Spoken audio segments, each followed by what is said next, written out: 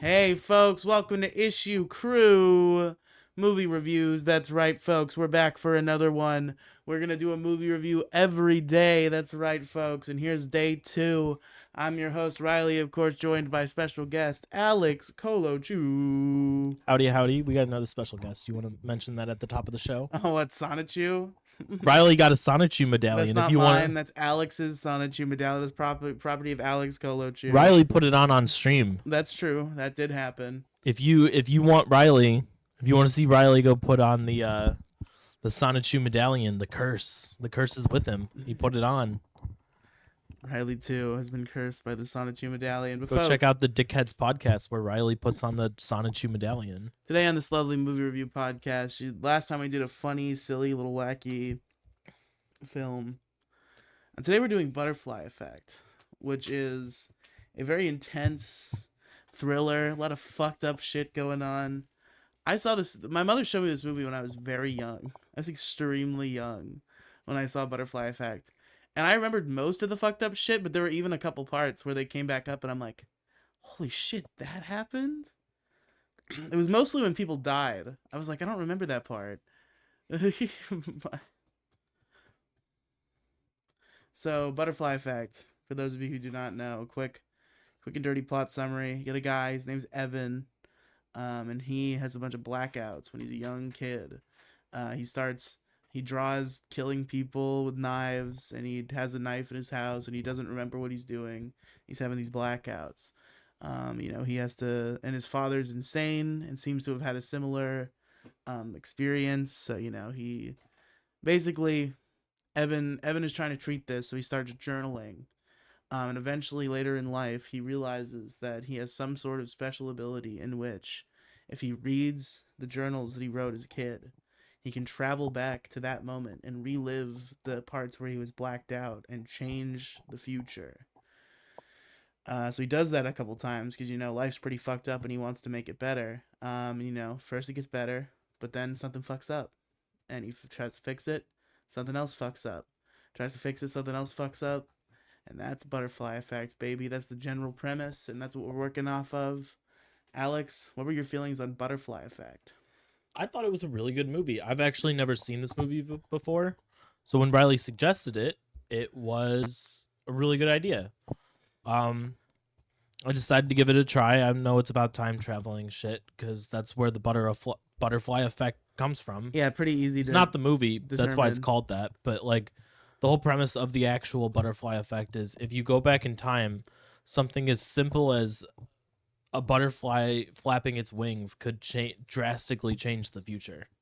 Correct. You step on a butterfly, Hitler could have taken over the world. Could be Super Hitler now. Super Hitler, Mega Hitler, Super Mega Death Hitler. Robo Hitler, Keeper of the Lasers. Mega Death Hitler. So it was a really good movie. I enjoyed watching it. Riley didn't think I was enjoying it because I was on my phone a majority of the time. Yeah, that was an argument we had. I don't understand how Alex watches movies. Because she's looking at her phone like the whole time. She's like sucked into it the whole time. You put it down eventually. Yeah, to take But notes. in the beginning, you were... Because I hadn't been on my phone all day, so I was doing... I was taking care of a few things. That's what I do is like most of the day I'm not on my phone, so I go play Pokemon Go and do other mobile apps. But you gotta fully immerse yourself into Butterfly Effect, so we can talk about it on Issue Crew Movie Reviews. Yeah, I did. You did. You have notes. You ended up seeing pretty invested. You did end up taking notes, so you wouldn't forget what happened. Yeah, and you got worried about me taking notes because you thought I was gonna miss something. You did pretty good, I think. Because apparently I missed the guy slamming the door and moving a couch in the beginning opening scene. Yeah, I made him rewind and the whole movie. We had to spend 20 minutes for Riley to show me that scene that later comes up in the fucking movie. To be fair, it was only that way because of the stupid setup where there was no way to use the mouse where we were and we were watching it on the computer. So you had to fucking try to charades me into where the mouse went. I was doing a perfect job. Until I finally just used my keyboard and mouse. You were moving it too much. You gotta go like very slow. Were you using that mouse or this one? This one. The one on your Yeah, desk. that's where you fucked up. Don't touch the mouse. Oh, okay. You're used to trackpads. You're That not is- used to high quality gaming mouses. That is true. Gaming meese. Meese. Yeah, it's the poor old mouse. It's not mouses. It's not mice. Yeah, Fuck so off. this kid, he lives a fucked up life. He has a couple big like nexus events that kind of affect most of the movie. He was very close with three children in his youth. A fat kid named Lenny, a girl named Kaylee, and her brother Tommy.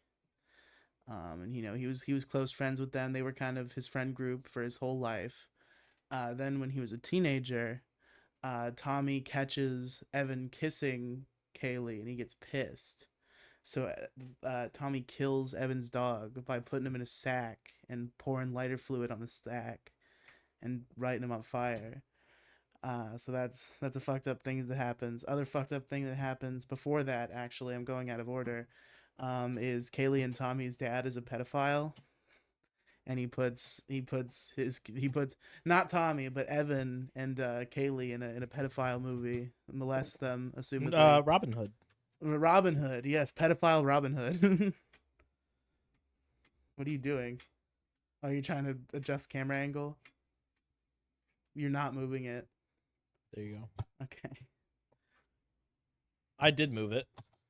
So yeah, there's a pedophile thing. But if I touch it and I get up, it's gonna fuck the whole thing There's a up. So pedophile I'd thing, use there's this to tap it. There's the pedophile thing. There's the burning of the dog, and then there's the mailbox in which They put a big, like bomb they buster put a or little something like dynamite stick or whatever, like in a the little mailbox and kill firecracker a mom in and the her mailbox. baby. Yeah, they just want to blow up a mailbox for fun, and then a mom and her baby happen to walk up to it, and it goes kaboom, and their friend Lenny goes catatonic, and everybody freaks out, and Evan didn't even remember that it happened until he learned he could travel back in time. And those are the three events he kind of travels back to mainly that sort of shape So the reason he the blacks course out of the film. that you find out later in the movie is because he's time traveling. That's Yes. Oh, okay. That's why. It's filling in the blanks. Yeah. Yeah. So when he's a kid and he blacks out, he doesn't remember what happened because future him is traveling back and taking over consciousness. That's true.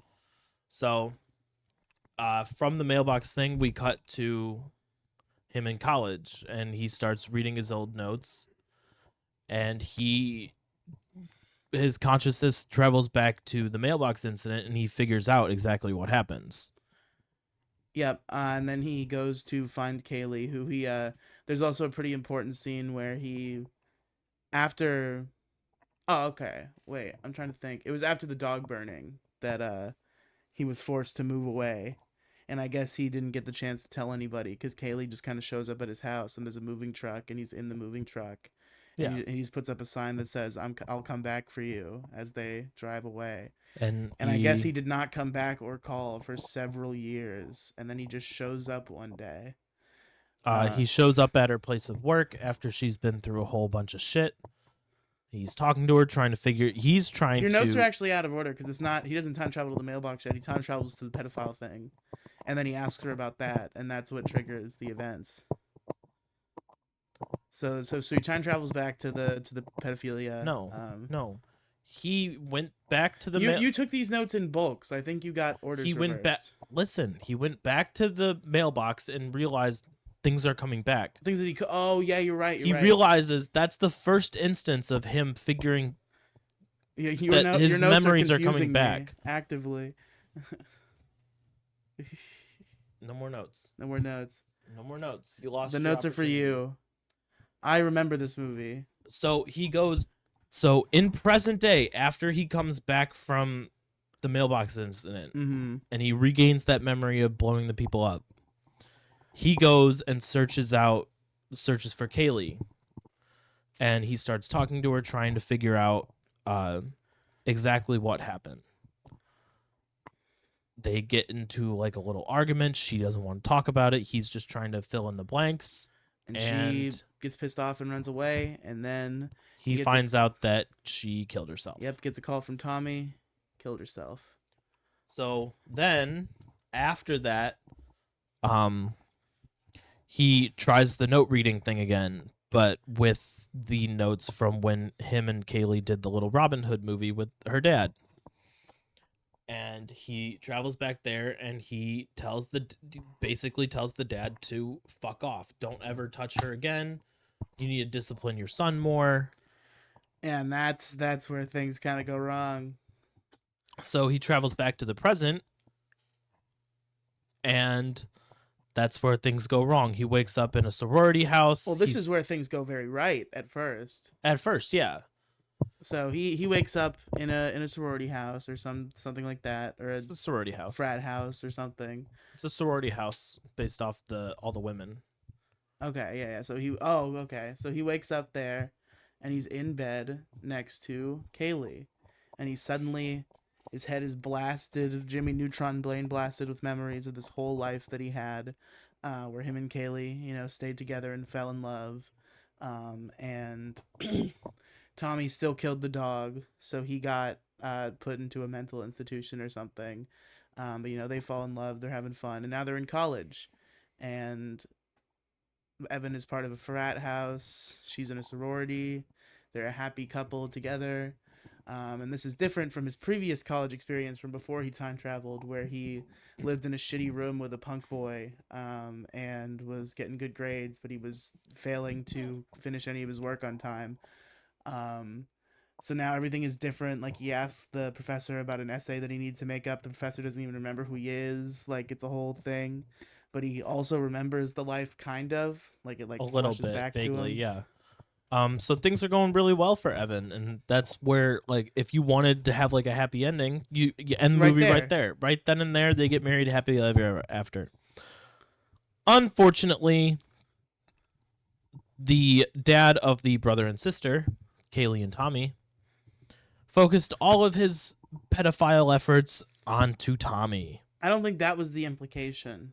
I think the implication was that he just beat the shit out of Tommy because I think that was more of the implication. because Evan said discipline your son more. So he took everything to heart. He was like, okay, no more touching my daughter. Also, need to discipline my son. I'm gonna beat the shit out of that little rat bastard. Which made him worse. Mhm. Tommy's still mad that Evan and his sister are dating, are together. Tommy trashes Evan's car. He calls his own sister a hot piece of ass. That's a little off color. A little bit. And Evan and Tommy get into a fight. Evan gets put in jail. Are you possessive of your sister in this way? Me? Yes. Would you be, if you had a friend who was dating your sister? I assume you wouldn't burn their dog in a burlap sack, but would you be pissed? I don't know. I've never encountered that. I was a little possessive because she used to. There was a guy who was not very good. Okay. But he's gone now. But the guys that my sisters are dating are very, very nice. exactly. I don't want to say I approve because it's not up to me. The thing about this scenario is there like a friend group. You'd think Tommy, it seems like up until that point they were cool. So it seems like Tommy would be like, okay, I trust Evan because he's my friend. It's a good thing that it's not some stranger macking on her, but that's not how the reaction is here. I don't know. I have a feeling that Tommy's just fucked up in the head, obviously. This whole movie is infested with mental illness, obviously. Anyway, so Evan goes to jail. Evan's in jail. Because he kills Tommy. Does he kill Tommy? I thought he just beat the shit out of him. No, that's what happens. He kills him. Oh, does he kill him? That's why he goes to prison. Yeah. I must have missed that one aspect. I knew they were fighting. He was fighting and he won the fight so bad that Tommy died. Got it. Okay. So he went to prison for that. He went to jail. And in jail, he learns to actually he fully understands the power that he has. Which comes to my first little problem in this movie. It's me, the irate film critic, and I'm here to say why the butterfly effect is unrealistic. Okay, so in the scene, what, the time travel aspect? Yes, in the scene where he's the reading notes so you can travel back in time is unrealistic. No, that part is perfectly fine. Understand that entirely. The part where he shows his prison roommate that he has this power. He goes back in time, back to the preschool class where he drew the murder drawing, and he slams his hand down into some spikes, and it stabs through his hands, and it creates scars. the scars appear on his hands, and the prisoner knows about them. Where previously it seems like the logic was everybody else but Evan is unaware, and the timeline just changes. So it seems like, from the roommate's perspective, the scars should have been there the whole time. What were they thinking? Why are you doing a voice? Because it's funny. I'm doing a bit. Okay. Anyway, yeah, that's a little bit of a continuity error in their part, but he learns to travel back through time with his notes. He reads the notes. He goes back in time. After convincing his cellmate to help him, he goes and gets the rest of his notes that his mom brought to him. And he goes back to the day that the dog died. When does he go back to meeting his dad? Did we miss that? Because that's a pretty big part of the movie. I don't know if you wrote that down. When he goes... So, we see him meet his dad for the first time early in the film. And his dad is in a mental asylum because they think he's insane, but he actually has the same powers that Evan turns out to have. And Evan goes back in time and he's like, hey, I need answers, fuckbag. How does this work? And he's kind of like, you can't do it, son. You can't play God. You can't go changing shit. And he's like, I'll send you a postcard when I change things for the better. And then his dad tries to kill him because he's like, I have to end the cycle because it'll get even worse if I let Evan do it. Which, now that I think about it, I don't remember the movie because I only watched it once and didn't like it as much. But I remember Butterfly Effect 2 being about a photo album, so I wonder if it's a prequel. I wonder if it's about his dad. If It's it probably was, a prequel. I didn't pick it up. But yeah, so there was that scene, and obviously that comes back at the end of the movie. Like, the dad was right all along. The mother, they're all insane. They all go to a mental institution at some point. I don't think there's one of them. Except I don't think Kaylee ever goes to a mental institution. I think every other main character is in a mental institution at some point within the story. Within the time. There's Butterfly Effect 3? Revelations. I've never seen that. Hold on.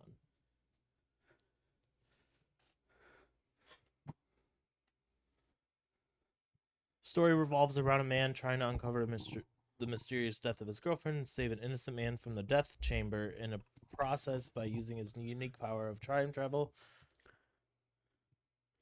However, in attempting to do this, he also frees a spiteful serial killer. Interesting. Okay. Anyway, that's a whole other thing. So with that being said, in prison, he goes back to the dog dying. And he hands a piece of like scrap metal to Lenny and says, basically, use it when the time is right. He says, he gives him specific instructions. Cut the rope. Get the dog out of the thing. He doesn't say anything about the dog. He said, cut the rope when the time is right. No, well, he doesn't say it right. He doesn't hand it to Lenny and be like, Lenny, get the dog out of the bag. But what he does say is, we have to get dog's name out of the bag. And they're like, what are you talking about? And he's like, Lenny, take this. You know what you must do. You must atone for your sins, Lenny. And Lenny kills Tommy. He stabs him right in the fucking back, you piece of shit. Fat fuck can't follow goddamn directions. Fucking directions. Can't follow directions.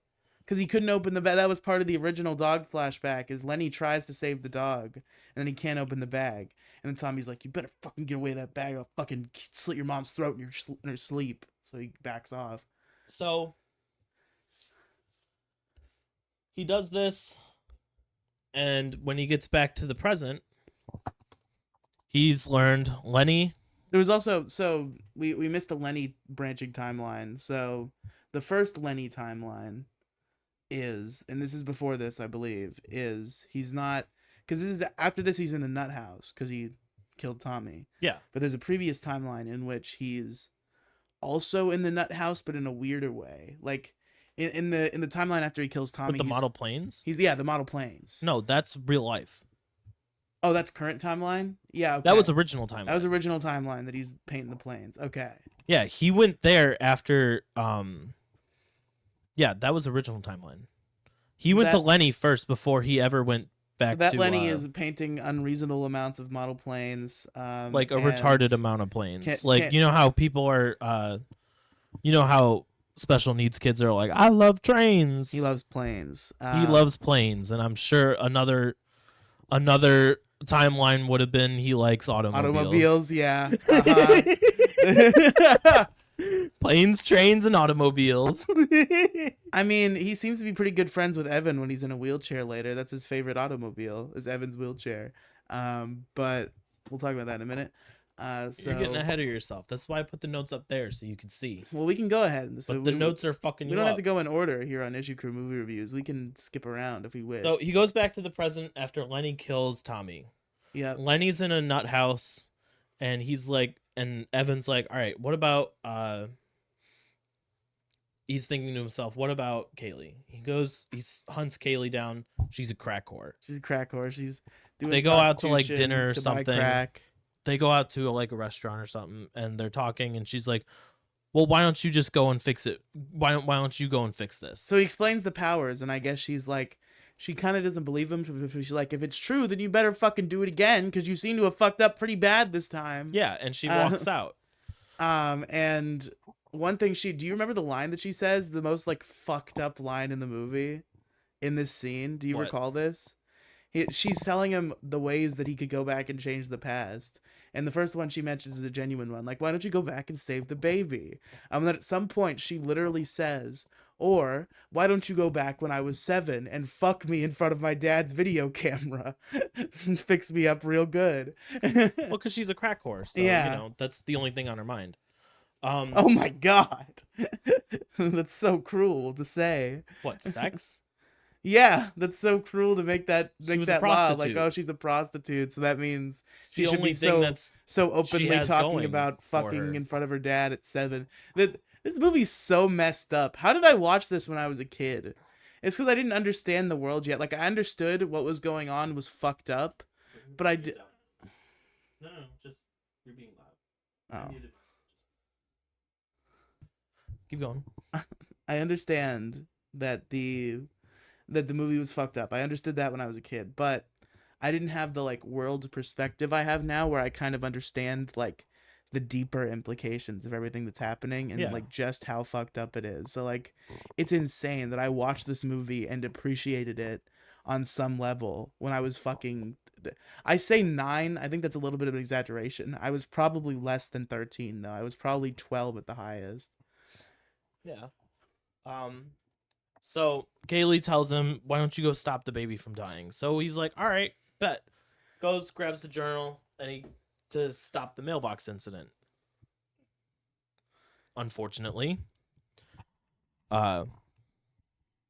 Tommy runs out and tackles the mom and the baby, and Evan is left at the front of the mailbox when it blows up.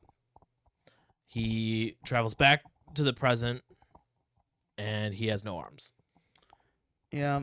He got his arms blown off. Well, actually, they must have been amputated. If you pay attention to how the movie proceeds, he has both of his arms after the explosion, but the doctors say they can't save the arms. They must have like lost all nerve function in the explosion, and then they got chopped off. I'm paraphrasing. You get the gist. No, but I'm just saying that's like something. I'm not saying the explosion blew his arms off. But like that's what I would assume. That's what I thought happened, honestly, because I remember the scene. I remember vividly that scene where he wakes up with no arms and he's like, ah. But I thought he just got his arms blown off in the explosion, but it was actually just like he still had his arms, but he fucked him up so bad they had to cut him off. So in this new reality, in this new present, Kaylee and Lenny are dating. They're both happy, but they're dating each other. They're both happy and they're dating each other, and Evan which has makes no him arms. not happy, and he doesn't have any arms. So then, and it's weird because it seems like the Kaylee in this universe is like kind of in love with him too. A little bit, just, but like, that's just already because committed to of Lenny. that's because of what they went through as kids. She had feelings for him throughout their childhood. So it's never explained how her and Lenny got together. But well, when Lenny doesn't get traumatized by Tommy's terrible behavior, He puts the riz on her before Evan does, and Yeah. the rest is history. So he goes searching for. He didn't have any journals after the. He didn't have any Post journals explosion because he had post no explosion arms because he to didn't do have them the with. use of his arms. So he finds the journal from Pedophile time. Pedophile Again. Time, and he goes back and he grabs the ball buster bomb, the little dynamite stick, and he uses it to threaten the dad. Yeah. Unfortunately, it gets knocked out of his hand and it blows up Kaylee. And then So he wakes up in the mental hospital. He wakes up in the mental hospital and he's looking around. He's trying to figure out what's new about this reality, blah, blah, blah. And he goes to the doctor that told him when he was a kid to start writing these journals. He's asking for the fucking journals. He's like, where are they? Where are the journals? And he's like, kind of need those right now. You stupid, mentally ill fucking idiot. How many times do I have to teach you this lesson, old man? How many times do I have to teach you this lesson, time travel man? You don't have any journals. Not true. You don't have any journals. There were never any journals. And now he's stuck here. No journals means no time travel. So this is his permanent reality. Kaylee's gone. Kaylee's dead via bomb, and he killed her, and this is not where he wants to end up. So that's the movie. Now that's not the end. We have a few endings to take care of as well. Different endings. So let me pull this up for you so you can read this. Okay, so he's in the mental hospital. At some point, the doctor lets it slip that his father was asking for photo albums to do the same thing. So he realizes, shit, it's not just the journals. If I can see the memory in any sort of way, maybe I can travel to it. So what he does is he has his mother bring in home movies. And he has a big scheme for these home movies. Now, what is that scheme? Depends on what you watched. If you watched it in theaters, the original release, what happens is he goes back in time to a childhood birthday party at which Kaylee was there. I don't remember if it was her birthday party or his, or if they even specify, but it's a little party they're at. And he just walks up to her and whispers in her ear, I never want to see you again, and I'll fucking kill your family if you ever come near me. And she runs away and cries. And then he goes back to reality. We see the memories change. Kaylee and Tommy both had a great life with their mother. They never associated with Evan. Lenny has a wonderful life. Him and Evan are still friends. And Evan's mom is still sane. She's kind of not sane by the end in most timelines. We also forgot the psychic who tells Evan he shouldn't exist because he has no lifeline, because that's important to one of the endings. So Evan's not supposed to exist according to this psychic. So that's important later. But in this ending, he gets rid of Kaylee. So he wakes up. Lenny is his roommate, and they're friends, and they're happy. But he asks Lenny, "Where's Kaylee?" And he's like, "Who the fuck is Kaylee? What are you talking about?" So they never became friends. So they never became friends. They never met. And 8 years go by, and Evan happens to pass her on the street. Now this is where this splits into two different endings. 3, actually. So they put alternate endings in the DVD, I believe, is the original DVD, which had the theatrical cut ending, not the director's cut, which we'll talk about in a minute. And there's alternate ways it goes down. So the canonical theatrical ending, he passes her, they pass by, they ignore each other, nothing happens, they go their separate ways, and that's the end of the movie. There are 2 alternate versions, one in which he goes up and talks to her and immediately tries to pick her up, asks her out for coffee, just puts the riz on her, and he's like, okay, maybe I can have my cake and eat it too, and this is what we're gonna do. And there's a third version in which he follows behind her, but he doesn't do anything, and we don't see anything happen. He just goes the same way as her, is kind of following behind her, and that's it. Now, the last one, the one that we watched, which I was surprised by this because I've heard of this ending, but I'd never seen it. I didn't know they released a version of the movie with it actually in there. He uses the home video instead of using the home video of the party. with Kaylee. the party, he uses the home video of His birth. birth. And he travels back into the womb and strangles himself in the womb. Self-inflicted abortion, folks, by Evan, the guy from the movie. Which I feel like all of these make sense, but this last one, like, it's fucked up, but it makes the most sense because it goes back to the psychic. It ties the psychic into the movie. Overall, great fucking movie. Do you need this shit at all? No, I'm good. Cool. Oh, you have Riely argues multiverse theory. So I had kind of a theory. Oh yeah, you wanted to solve Evan's problems for him. So when the movie ended, yeah, this is Riely can do it better, the segment. It seems like, so the reason is, I feel like his impatience for getting out of prison, like he should have laid low in prison and just like given it more time, because his impatience about prison was really what did him in, because he has to get his journals from his mother in prison to travel back in time, and he only gets some of the journals, so he can't go back to the pedophile incident, so he has to go back to a different incident, and that's why he can't just do the same thing he did before. It seems like it would be an extremely easy out if he had just waited for that pedophile journal, went back in time, gave the dad a lecture one more time, told Kaylee to cover her ears like he did before, made sure Tommy got the fuck out of there because Tommy was watching secretly, which Evan knows now, and just be like, hey, fucko, stop molesting your daughter. Fuck bag. Hey, fuck bag. Yeah, he used fuck bag. Hey, fuck bag, stop molesting your daughter. Also, when I said discipline your kid, I didn't mean that much. For fuck's sake, just like make sure he's not killing neighborhood cats. And make sure we don't have a Jeffrey fucking Dahmer on our hands. Exactly. And then it seems like it would just be the best of both worlds. He would still end up with Kaylee in college, and Tommy would still be in like his nice state where he's running charities and shit that he was in when in college. In which timeline was that? Frat timeline. Wait, no, frat timeline was when he was insane and Evan had to kill him. Oh, that was Arms Blown Off timeline. Yes, it was Arms Blown Off timeline. So everyone was happy in Arms Blown Off timeline, but Evan except for Evan. He's a selfish fuck. He made the selfish decision to change it. Everybody had the life that they fucking wanted, and Evan's just like, but I ain't got no arms. But I ain't got no arms, bro. I ain't got no arms. How am I supposed to be happy now? And he didn't see it through the lens of everybody else, unfortunately. He was selfish, and in the end it costed him everything. But just seems like he could have pulled that off pretty smoothly if he had just waited for the pedophile journal. But of course you made the classic argument that, it's multiverse theory, anything could have happened. I'm not thinking about how the butterfly effect might affect. Because if you go back in time and you tell the dad to stop doing everything and you cover all your bases, the dad could kill himself and leave those two homeless. They'd just go with their mom at that point. There wasn't enough room at the time. No, that was a cope.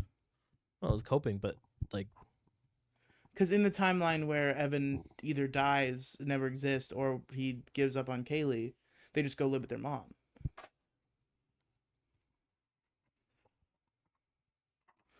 So the dad killed himself right after that incident. Everything would have gone perfectly, actually.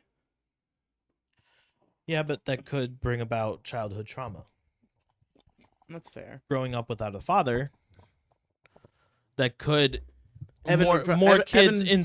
two kids inserted into an already going family. The stepdad could reject them. Evan you could have another pedophile situation. Evan would also get fucked over in this timeline because obviously, given the scenario, they would Kaylee and Tommy would probably blame him for the suicide of their father. So he wouldn't get the girl. So anyway, yeah. Like, I get what you're trying to do with arguing for this. I get the whole thing of like this slamming your hands down on the thing to create the little crucifix things. Yeah. To convince Jesus guy in prison. But like that definite continuity error. I completely agree with you on that. But multiverse theory is so hard to like. The whole point of the movie is you go back in time, anything you could do could have drastic measures. It's true. Overall, this was a fantastic movie. Very good. I appreciated it on a whole new level this time. Extremely fucked up, extremely fucking dark, but very, very hard hitting. Tells the story it wants to tell. And I think we also heard a little bit of the DVD commentary on the director's cut ending, and it really does kind of convey the final message in both endings, even though they're so radically different. Like it's about at the end of the day, he has to learn to sacrifice, and in the director's cut ending, that's his entire life because he fucking strangles himself as a baby, and in the theatrical ending, it's he has to sacrifice this relationship he's worked so hard to maintain and just have never met her at all. And that's also a big sacrifice. Favorite character? That's kind of a happy. That's like the happy ending though, because like it's somber, of course, because he never gets to be with the girl. But like Everybody's happy. everybody's content. Even Evan to some degree, because he's hanging out with Lenny. He's having a good time, and he understands what he's done now. So and he's like, I made the decision and I'm sticking with it. So it's kind of a happy ending for everybody, really. I definitely want to review the next two. Me too. Not this weekend. Not this weekend, because but I want to. Yeah. I know we had an argument about this already, but I want to diversify the kind of movies we are watching. We'll see what happens on that one, folks. Diversify meaning I don't want to go watch all the Shrek movies, and you know what I mean? That's what I mean by diversify right now. Is I don't want to go watch all 4 Shrek movies and be like, okay, let's do 1, 2, 3, and 4, and we'll go do that as a little mini series. I want to diversify it, like different kinds of movies. It doesn't have to be confined. It just, Anyway, sequels to movies we already watched. That's a little off. Yeah. Yeah. Maybe later on down the road, because I do want to watch that. I want to see what happens. For sure. I've heard the I didn't know there was a 3. I've heard 2 sucks. I was not aware of the 3rd at all. I don't know how the 3rd, like, obviously you said 2 has to do with photo albums. So it's probably a prequel, I would guess. It's probably the dad. But 3, you watch Butterfly Effect 1, and there's no inference to what 3 could be. It'd be funny if it just, like, it throws the director's cut ending in the trash, and it's like, oh yeah, he just lived, and then he had a kid. This is his kid. That's probably what's going to happen. Maybe. It's probably the kid.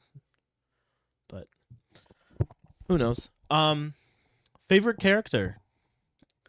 We're 37 in, so I don't know. That's fine. Half hour is the minimum for the show. We try to hit an hour, but it's not a requirement. Okay, you said like an hour to 2 for Ghostbusters. So well, that's always the goal for any podcast for me, but this podcast I'm willing to have a little shorter. But favorite character, probably Evan. I think it's a very main character centric film, and I think the main character is very well handled. I think Ashton Kutcher did very good in this film. It's very weird seeing that it was Ashton Kutcher. Yeah, because you know him from that 70s show. I know him from 2.5 Men. I just kept constantly thinking, like, Alan, you have to move out of my house. It's very weird seeing actors do things prior to what they were already doing. But Ashton Kutcher was like America's sweetheart back then. You wanted Ashton Kutcher in your fucking movie. That's fair. Yeah, Ashton Kutcher was pretty popular. That's why they booked him for 2.5 Men after fucking Charlie Sheen left. He was a big get. But yeah, I'd have to agree with you just because no other character really stands out as much as Evan. Maybe Kaylee to some degree. We get a more passive like look on her development and how her life goes, and it's a very violent shift every time. I think she's handled very well as well. I think every character is pretty well handled in like the differences. Except for Tommy. Between the timelines. Tommy's the same throughout, which was there's a good timeline for Tommy. There is a good timeline, but throughout the movie, no matter what timeline, except for the good timeline, that was bad for Evan, where he lost his arms. He's just the same thing. Yeah, because it's kind of who he is. Yeah, but it's like a canon event. Exactly. Tommy getting beat the fuck up by his dad is kind of a canon event. You can't really change that at all. That's fair. But yeah, I'd have to say all the characters fantastic. You can immediately tell what's going on throughout the movie. There's nothing that's like, wait, what happened? It's very cohesive. Yeah. I feel like it's not like Inception. It gives you Inception vibes, but Inception is very hard to follow if you're dumb. And like even if you're like somewhat smart, if you're not aware of the conception, okay. So like have you seen Inception? No. Okay, so you got one big box. Mm-hmm. You got a smaller box. You got a Sure. smaller box. You got a Okay. smaller box. Okay. You saw Rick and Morty, right? Yes. They You know incept into the dream and then incept into the next dream. that's The dreams all of within the dreams within Inception the dreams. Okay. except in Rick and Morty they make it very aware that they're incepting into dreams. Inception Oh, is is that like a bit? Like, whoa, they were going in dreams the whole time. no, Inception is like the Rick and Morty bit, but in real life. So you can't. There's nothing like significantly different. Ah, okay. Yeah, it's weird. It's very hard to follow. But yeah. Favorite scene? I want to say while you think on this, my favorite scene probably has to be when he goes back to writing the little drawing. He finishes his drawing, which is very odd to me that he It's would weird finish. that he draws the same thing to me. Like you'd think he would fix that just while he was there. Like Yeah, but that was also one of the first things that he blacked out on, though. Yeah. So I think he finished the drawing just so that would stay in the timeline. It's the cockiness of he gets up and tells the school teacher, "Hey, Mrs. Whatever," and then just slams his hands down on the fucking thing. And I'm like, that's so badass. That seems painful. I It's don't know. so about that raw. one. Do you know how much pain you would have to go through? Like, I don't know if you know. You have the most nerves in your hand. That's why you're able to touch and feel different things. If you throw something straight through your palm,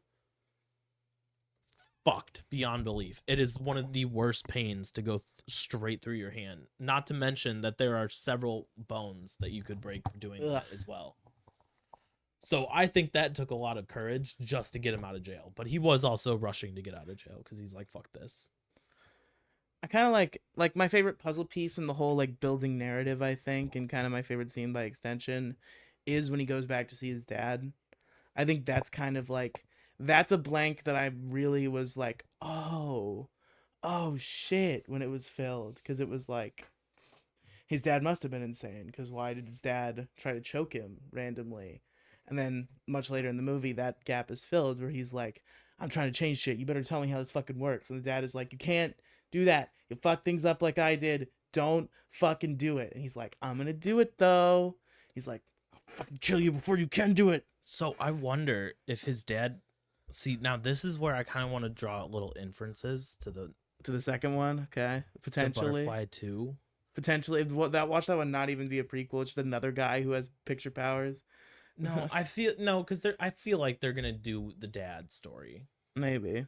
But like, what kind of adventure he could have had, and what ultimate, because we both saw them end up with nothing. Yeah. In their quote unquote final timeline, they end up with nothing in a mental hospital. And with the dad being as old as he is, he only had photo albums. Theatrical Evan gets out of it pretty okay, but yeah, director's cut Evan and the dad always. Evan had home movies and photo albums to work off of, and journal entries. The way you said it, I thought you meant both of them. So I was like, Evan gets it good in one ending, but yeah, but they were both of them had this power, and they were left in a mental hospital with nothing. True. So I wonder what could have left the dad to end up in the mental hospital because of his powers. It's a good question. You have to find out on Butterfly Effect Part 2. Coming someday. Now we gotta rate it out of 10. I'd say this is a 9 out of 10 for me. It is a very cohesive story. It is very interesting. It kept me hooked the entire time.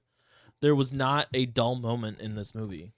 I'm willing to give it a 9.5 even. Like, I think this is an exemplary fucking like thriller movie, exemplary drama, really, really fucked up in like a deep way that really gets to you on like a harder level.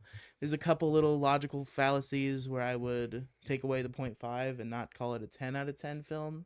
But I think this is a solid 9.5 out of 10, high quality. There's a reason why I remember it so fondly from my childhood, even though I didn't understand a lot of the context. It's just a high quality, well told story. Solid. All right. Is that it? Yeah, that's it, folks.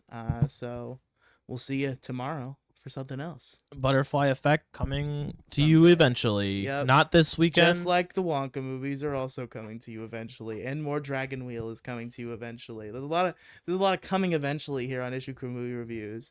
Yeah, but I mean, that's gonna be, we really got to get back into Dragon Wheel because that's gonna be Mo's only role on the channel now because we record the main show when he's at work, so because he had to change his schedule. So now I really gotta. So you lost another one. I really gotta whip, basically, but I really gotta whip his ass on Dragon Wheel, so he's still a presence on the channel. So eventually, really the reason why it's been stalled for so long is because the movie we landed on was a shitty South Korean live action Dragon Ball movie, which we said we were gonna put every Dragon Ball movie on the wheel, so I wanted to include those, and we landed on one, and Mo's like, I don't know when I want to review that, man. I don't know, and we just have not put it together. Doesn't really sound like Mo. You got to get that existential dread in there. Moside Gaming. Oh, everyone's gonna die. Oh my god, it's me, Moside. Okay, I can't do it. I can't do it. You can't do it. Switch that TV. You gotta get that like little raspy voice in there. Like you don't really know what's going on. But yeah, like... I went to the grocery store today and I had a panic attack. And anyway, thank you everybody so much for listening to what is this Issue Crew Movie Reviews. See you next time.